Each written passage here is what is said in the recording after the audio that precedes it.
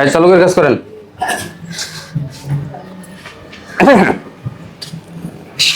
নতুন আপনার সাহস কি করে হয়?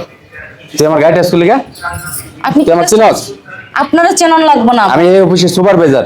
আপনি সুপারভাইজার কেন? আপনি যদি মালিকও থাকতেন, আপনি যে অন্যায়টা করছেন না, এটার জন্য শুধু একটা থাপ্পড়ই যথেষ্ট না, আপনাকে আরো 2-4টা থাপ্পড় দেওয়া উচিত ছিল আমার। আমি কি অন্যায় করলাম তোর সাথে? কি অন্যায় করলেন মানে? স্যার কি হ্যাঁ, এটাই কইছি। আপনার ঘরে কি মা বোন নাই?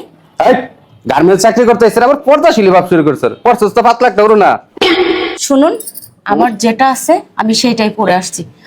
আপনাদের নজর ঠিক করলেই মেয়েরা সব জায়গায় সেফ থাকবে, বুঝেন নাই? একটা কথা কই, চিল্লা পিল্লা করে লাভ নাই। মান সম্মান আছে, ওরা যদি শুনে যে খারাপ ভাববো আমারে, তুই আমার পার্সোনাল সময় দিস, আমি পোষাই দেবো না, একটু বেতনটা বেশি ধরে দেবো নি।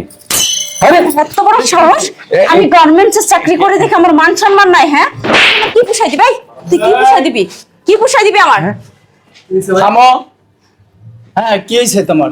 বলো। চাচা দেখেন না, আমি মেশিং এ কাজ করতেছি, ম্যানেজার সুপারভাইজার এসে আমার শরীরে টাচ করছে। কেন? আমরা গার্মেন্টসে কাজ এই চাচা, এর কিছু হয় নাই। আপনার কাম করতেছেন, দাদার মতো কাম করেন। এই তুই পিছিয়ে যা এদিকে। কিসের কাজ? আজকে সম্পূর্ণ কাম বন্ধ থাকবো।